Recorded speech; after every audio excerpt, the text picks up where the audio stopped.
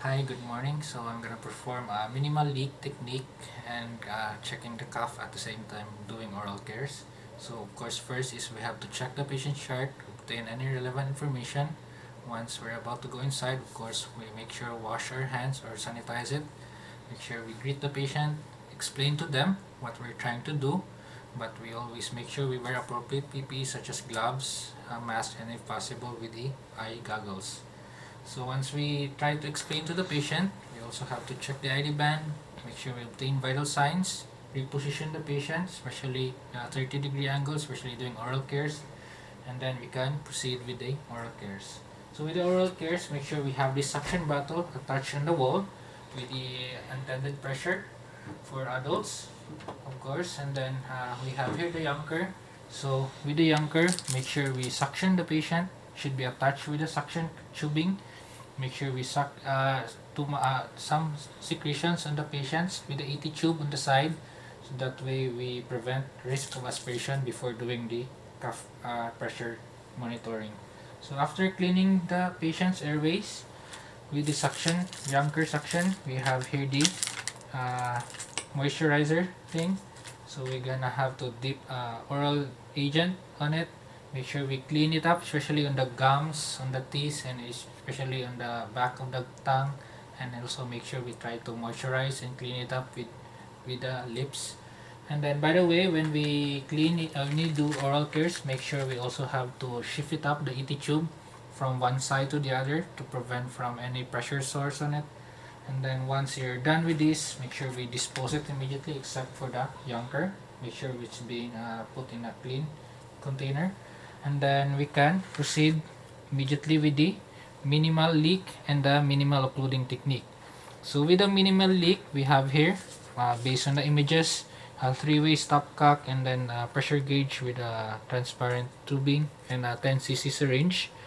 So with the syringe, it should be attached on this one, and then with this transparent tubing should be attached on this side. And then we have here patient on ET tube. The pilot balloon, should be attached on this one. So when doing the MLT and MOV, make sure we have a stethoscope, and then we should put the stethoscope on the side, so that way we're able to assess and hear that gurgling sound. So when doing the minimal leak, carefully remove air from the syringe, and then with that we're able to check the manometer, what pressure the cough balloon is at, and then we're able to hear a gurgling sound on the patient's on the neck, so that way we're able to check that is the leak of the patient. So immediately after that, we have to get rid of the leak, which is now we're gonna do the minimal occluding technique.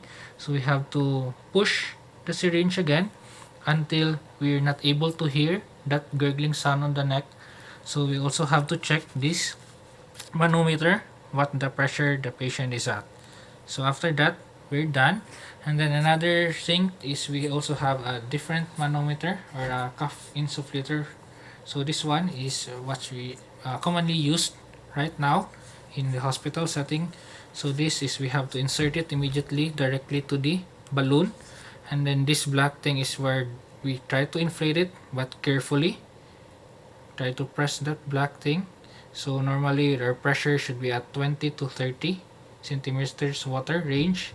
And then if we sense the cuff pressure is just too high, we can adjust it with this red button. Carefully press it up, and then make sure we have the intended pressure for the cuff pilot balloon.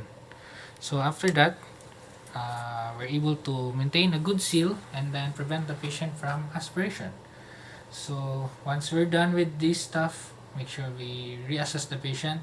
Of course, we make sure we listen to the breath sounds. We make sure that the airway is patent, and then there should be no misconnections. Of course, make sure the lip level is still the correct lip level of the patient.